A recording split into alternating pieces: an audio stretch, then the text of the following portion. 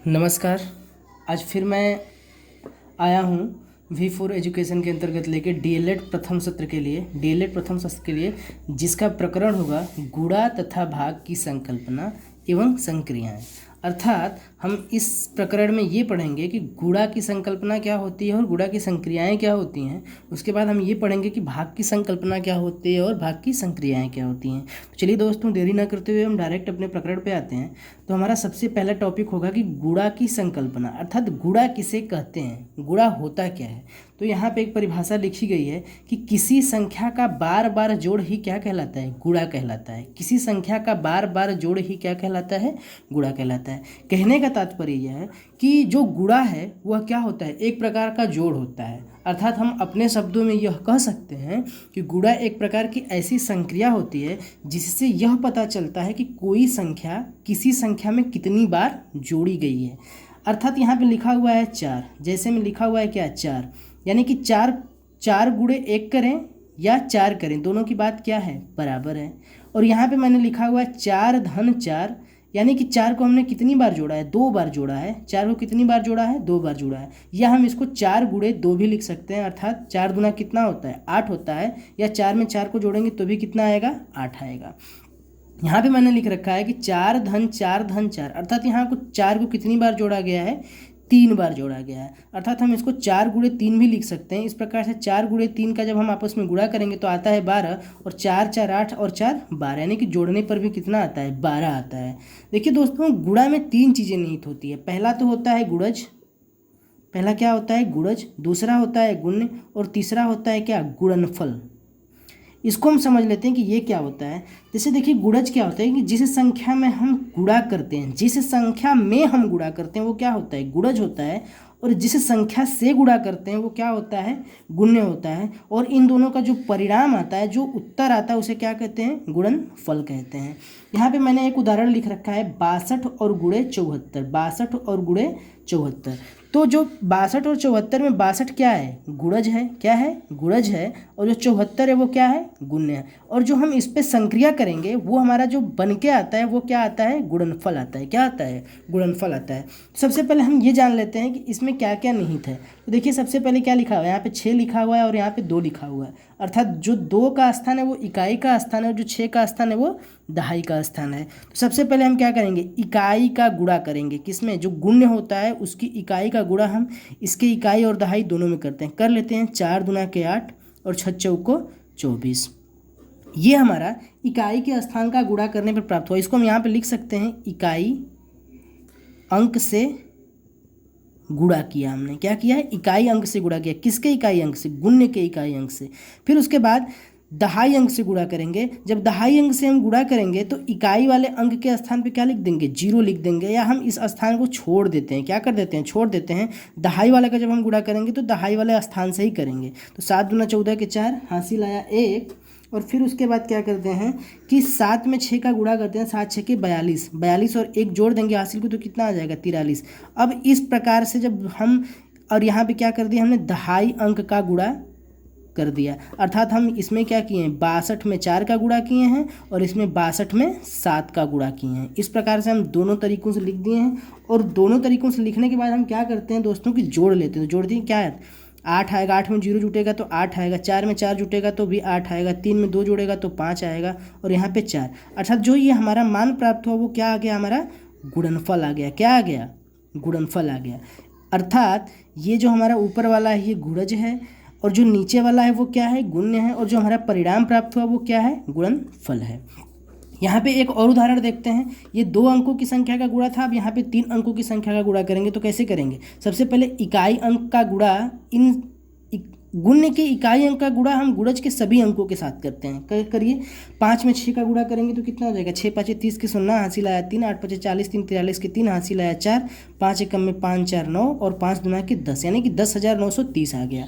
अब हम क्या करेंगे कि जब दहाई वाले अंक का गुणा गुण्य में करेंगे तो जो हमारा परिणाम आया है उसके इकाई का अंक हम क्या कर देंगे, छोड़ देंगे। दहाई के अंक से हम प्रारंभ करेंगे। 3 का गुणा 6 में करेंगे तो 6 तिली 18 आएगा। 3 का गुणा जब हम 6 में करेंगे तो कितना आएगा, 6 तिली 18, 18 के 8 हासिल आया 1, 3 में 8 का गुणा करेंगे तो 3 8 24 और 1 25 के 5 हासिल आया 2, 3 में 1 का गुणा करेंगे तो 3 1 में 3 और 2 5 आएगा, और 3 में 2 का गुणा करेंगे तो 3 दूना के 6 आएगा।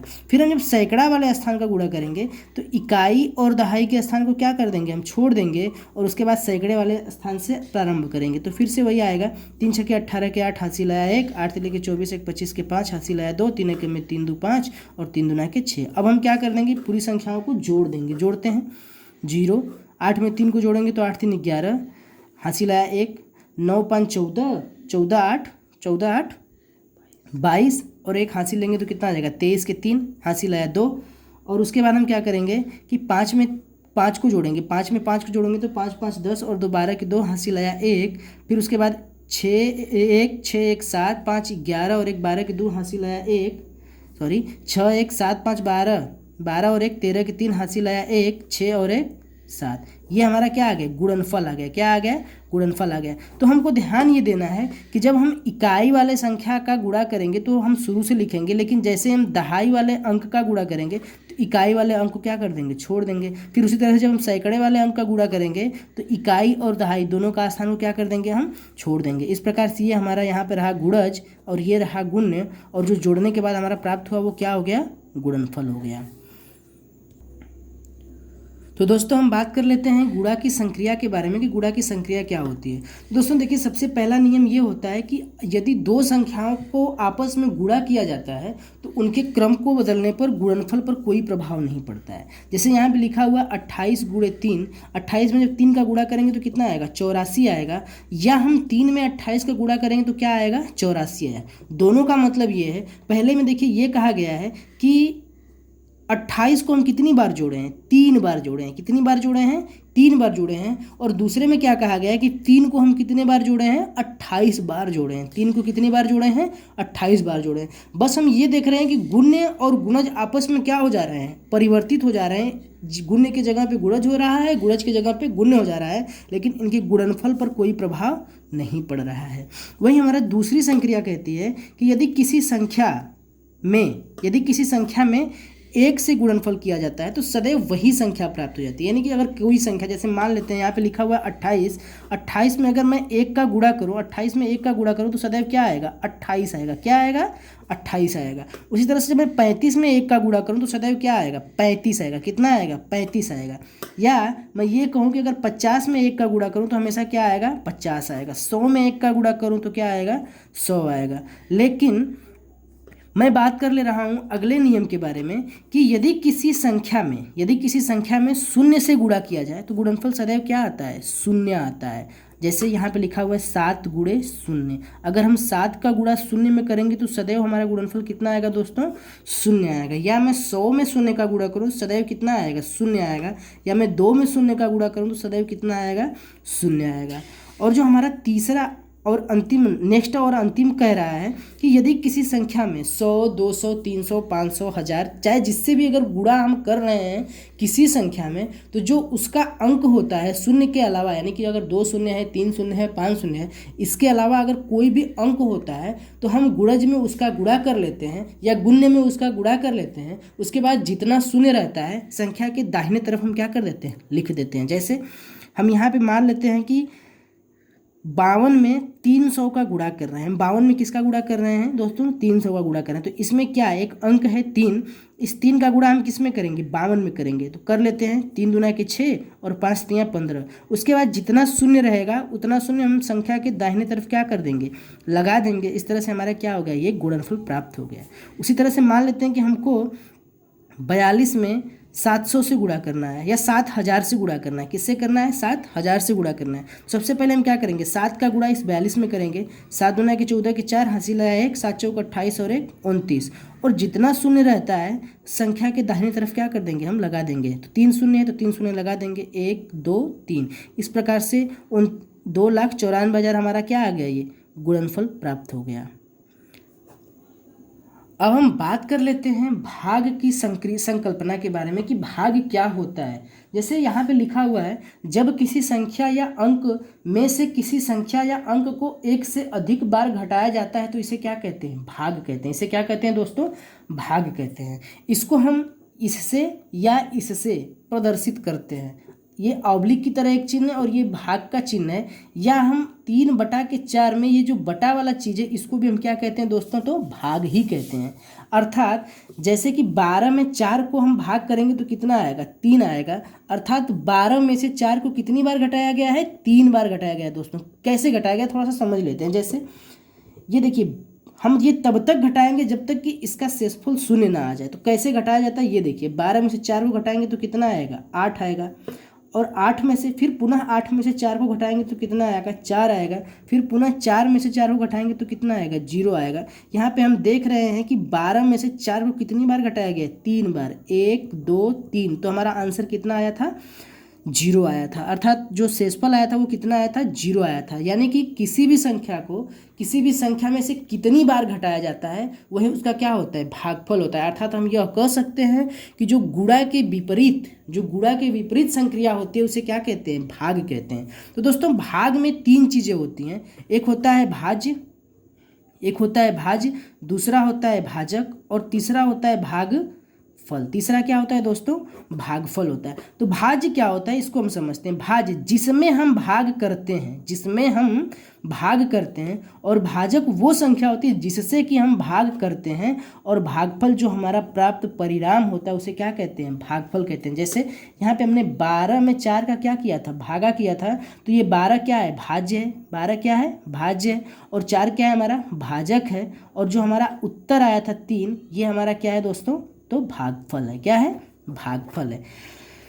देखिए इसके लिए एक फार्मूला आता है, उसको हम आगे बताएंगे कैसे आता है, ठीक है। तब तक हम भाग की संक्रिया के बारे में समझ लेते हैं कि भाग की संक्रिया कैसे कैसे आधारित होती है। जैसे यहाँ पे लिखा हुआ है कि शून्य के अतिरिक्त किसी भी संख्या से शून्य में भाग देने पर भागफल सदैव क्या आता है, शून्य आता है। यहाँ पे ध्यान दीजिएगा कि शून्य के अतिरिक्त किसी भी संख्या से शून्य में भाग देने पर भागफल सदैव क्या आता है, शून्य आता है। जैसे यहाँ पे लिखा हुआ है शून्य में 5 से भागा किया गया है तो उसका भागफल कितना आया दोस्तों, शून्य आया है। जैसे कि अगर मैं शून्य में 100 का भाग करूँ तो हमेशा भागफल कितना आएगा, शून्य आएगा। या शून्य में मैं 500 से भाग करूँ तो हमेशा भागफल कितना आएगा, शून्य आएगा। लेकिन क्या 100 में शून्य का भाग किया जाएगा तो इसका भागफल शून्य आएगा? जी दोस्तों, कभी नहीं। इसका एक मान आएगा जिसको हम इस तरह से प्रस्तुत करते हैं। अर्थात ये अपरिभाषित होता है। क्या होता है, अपरिभाषित, जिसकी हम कोई संकल्पना नहीं कर सकते, हम कोई गणना नहीं कर सकते हैं। अर्थात सदैव शून्य में भाग किया जाता है, न कि शून्य से भाग किया जाता है। दोनों में अंतर है, शून्य में भाग करना और शून्य से भाग करना। तो हमको शून्य में भाग करना है, शून्य से भाग नहीं करना है। यहाँ पे देखिए शून्य में भाग हुआ है और यहाँ पे शून्य से भाग किया गया है। अगली हमारी जो संक्रिया है वो यह कर रही है कि किसी भी संख्या में 1 से भाग देने पर भागफल वही संख्या प्राप्त होती है। भागफल क्या होती है, वही संख्या प्राप्त होती है। जैसे कि अगर 15 में 1 से भाग किया जाए तो सदैव कितना आएगा, भागफल 15 आएगा। 20 में अगर 1 से भाग किया जाएगा तो हमेशा भागफल कितना आएगा, 20 आएगा। 400 में अगर 1 से भाग किया जाएगा तो भागफल कितना आएगा, 400 ही आएगा। अगली हमारी संक्रिया क्या कह रही है कि यदि किसी भी संख्या में उसी संख्या से भाग किया जाए तो भागफल सदैव कितना आता है, 1 आता है। भागफल सदैव कितना आएगा, 1 आएगा। जैसे यहाँ पे लिखा हुआ है कि 100 में 100 से भाग करेंगे तो हमेशा कितना आएगा, 1 आएगा। या 50 में 50 से भाग करेंगे तो सदैव कितना आएगा, भागफल 1 आएगा। 2 में 2 से भाग करेंगे तो भागफल सदैव कितना आएगा, 1 आएगा। अब हम बात कर लेते हैं कि जो हमने अभी तक पढ़ा है, अभी तक जाना है, उसके बारे में कि उस पर आधारित सवाल कैसे आते हैं। जैसे यहाँ पे लिखा हुआ है क्वेश्चन नंबर 1 कि निम्नलिखित का गुणनफल ज्ञात कीजिए। निम्नलिखित का क्या ज्ञात कीजिए, गुणनफल ज्ञात कीजिए। तो दोस्तों हम निम्नलिखित का गुणनफल कैसे ज्ञात करेंगे। जो पहली सवाल है 28 में 0 का गुणा करना है, 35 में 1 का गुणा करना है, 34 में 100 का गुणा करना है, 353 में 21 का गुणा करना है, 735 में 123 का गुणा करना है। तो दोस्तों इधर वाला तो हमारी संक्रिया बिल्कुल आसान है। जैसे 28 में हमने 0 का गुणा किया तो कितना आएगा, हमेशा 0 आएगा। 35 में जब 1 का गुणा करेंगे तो हमेशा कितना आएगा, 35 आएगा। 35 में जब हम 1 का गुणा करेंगे तो हमेशा कितना आएगा दोस्तों, 35 आएगा। 34 में जब हम 100 का गुणा करेंगे तो सबसे पहले क्या करेंगे, 34 में 1 का गुणा कर लेंगे, 34 लिख लिया। उसके बाद जितने शून्य हैं 34 के दाहिने तरफ बढ़ा लेंगे। अर्थात 34 में 100 का जब हम गुणा करेंगे तो कितना आएगा, 34 100 आ जाएगा। लेकिन हम बात कर लेते हैं 353। हम बात कर लेते हैं 353 में जब 21 का गुणा करेंगे। दोस्तों मैंने पहले पीछे समझा रखा है कि 353 में जब हम 21 का गुणा करेंगे तो सबसे पहले हम इसको स्तंभ के रूप में लिख लेंगे और उसके बाद इकाई वाले अंक का गुणा, गुण्य के इकाई वाले अंक का गुणा गुणज के सभी अंकों के साथ करेंगे। 3 एकम में 3, 5 एकम में 5, 3 एकम में 3। फिर दहाई का अंक का गुणा गुणज के सभी अंकों के साथ कर लेंगे। सबसे पहले क्या करेंगे कि इसके इकाई का स्थान छोड़ देंगे। फिर 3 दूना के 6, 5 दूना के 10 के 0 हासिल आया 1, 3 दूना के 6 और 1 7। जोड़ लेंगे सबको, 3 6 5 11 के 1 हासिल आया 1, 3 1 4 और 7। इस तरह से ये हमारा क्या आ गया, गुणनफल आ गया। क्या आ गया, गुणनफल आ गया। ठीक उसी तरह से हम इसको भी कर लेंगे। और हमारा अगला जो सवाल है वो क्वेश्चन नंबर 2 कह रहा है कि यदि भाजक 35, भागफल 21 तथा शेषफल 3 हो तो भाज्य ज्ञात कीजिए। तो दोस्तों मैंने पीछे बता रखा था कि भाजक, भाजफल और भागफल में एक भाज्य, भाजक और भागफल में एक संबंध होता है। उसको हम यहाँ पे लिख दे रहे हैं। क्या होता है कि भाज्य बराबर जो होता है वो होता है भाजक गुणे भागफल और धन शेष। शेष हम किसे कहते हैं कि जो भाज्य भाजक से पूरी तरह नहीं कटता, अर्थात जितना अधिक रहता है वही हमारा क्या आता है, शेष आता है। तो चलिए दोस्तों हम भाज्य निकाल लेते हैं। तो भाज्य निकालने के लिए क्या हो जाएगा, भाज्य बराबर हो जाएगा, भाज्य कितना दिया हुआ है 35 लिख लेंगे। और भागफल कितना दिया हुआ है 21 लिख लेंगे। और शेषफल कितना दिया हुआ है 3 दे दिया हुआ है। तो हमको बोर्ड मास का एक तरीका पता होगा कि सबसे पहले जब हमारा इस प्रकार का कोई संरचना बन के आती है तो हम सबसे पहले भाग करते हैं, फिर गुणा करते हैं, फिर जोड़ते हैं, फिर अंत में क्या करते हैं, घटाते हैं। हालांकि यहाँ पे भाग नहीं है तो सबसे पहले हम क्या करेंगे, गुणा करेंगे। जब हम 35 में 21 का जब गुणा करेंगे, जब 35 में 21 का गुणा करेंगे तो हमारा कितना आ जाएगा, 5 एकम में 5, 35 में 21 का हम गुणा यहाँ पे कर लेते हैं तो कितना आ जाएगा हमारा 7। तो कितना आ जाएगा 735 आ जाएगा। जब 35 में हम 21 का गुणा करेंगे तो कितना आ जाएगा 735 आ जाएगा। और उसके बाद हम 3 को क्या कर लेंगे, जोड़ लेंगे। और 735 में 3 को जोड़ेंगे तो कितना आ जाएगा 738 आ जाएगा। अर्थात दिए हुए प्रश्न में जो हमारा भाज्य आएगा वो कितना आ जाएगा 738 आएगा। यही हमारा क्या होगा, आंसर होगा। चलिए दोस्तों हमारा अगला सवाल कह रहा है कि यदि किसी कारखाने में प्रत्येक दिन 320 साइकिलें तैयार की जाती हैं, प्रत्येक दिन कितनी साइकिलें तैयार की जाती हैं, 320 साइकिलें तैयार की जाती हैं, तो 15 दिन में कुल कितनी साइकिलें बनेंगी, 15 दिन में कुल कितनी साइकिलें बनेंगी। अर्थात यहाँ पे क्या होगा, यानी कि 320 को हम 15 बार जोड़ें, यानी कि अगर आज 320 साइकिल तैयार होगी तो 2 दिन में कितना, 320 और धन 320 यानी कि 640 होगी। इसी तरह से हम 320 को कितनी बार जोड़ेंगे, 15 बार जोड़ेंगे। या हम सीधा 320 में 15 का गुणा भी तो कर सकते हैं। जब 15 का गुणा कर लेंगे तो यही हमारा क्या आ जाएगा, आंसर आ जाएगा। तो गुणा कर लेते हैं। 5 में 0 का गुणा करेंगे तो 0 आएगा। 5 दूना के 10 के 0 हासिल आएगा। 5 3 15 1 16, फिर 0, फिर 2, फिर 3, जोड़ देंगे 0 0, 6 2 8 और 3 1 4। अर्थात अगर एक दिन में 320 साइकिल बन के तैयार हो रही तो 15 दिन में कुल कितनी साइकिलें बन के तैयार हो जाएंगी, 4800 साइकिलें बन के तैयार हो जाएंगी।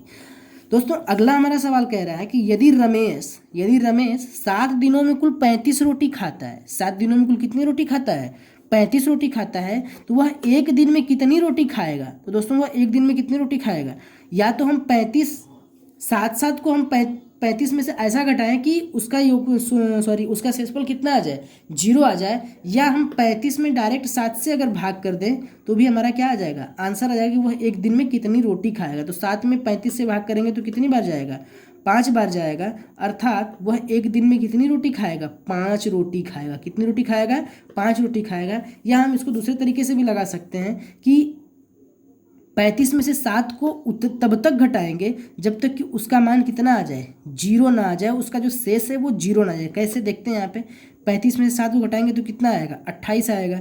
फिर 28 में से 7 को घटाएंगे तो कितना आएगा, 21 आएगा। फिर 21 में से 7 को घटाएंगे तो कितना आएगा, 14 आएगा।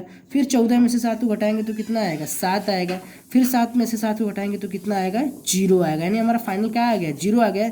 तो हम देखेंगे कि कितना बार घटाया गया है, 1 2 3 4 5। अर्थात वो एक दिन में कितनी रोटी खाएगा, 5 रोटी खाएगा। इस प्रकार से ये हमारा आज का प्रकरण समाप्त हुआ। कल चलेंगे नए जोश के साथ नए प्रकरण पे। तब तक के लिए धन्यवाद। और अगर वीडियो अच्छी लगे तो लाइक और सब्सक्राइब करना ना भूलें। धन्यवाद।